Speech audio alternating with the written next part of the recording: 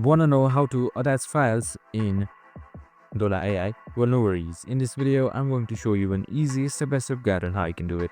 It's super simple and under a minute, so let's get straight to it. Now, first things first, what you can do is you can just simply open up dola.com on your web browser. So you can just do that, or you can just simply download the application itself. So once I download that, you should be provided with this interface right here. So now once under this interface, here you should be seeing your chat option right here. And now right here you should be seeing this file option right here, this pay-per-click file, just simply select that. So now once you have selected it, here you should be seeing various options that you can choose from. So you can upload Word files, images, docs, and much more. That's it. Super simple and easy. So you can just simply do that and write up your prompts, and that's it. I hope this video helped. If it did, make sure to like, subscribe, and tune in with us for more of these videos. See you in the next one.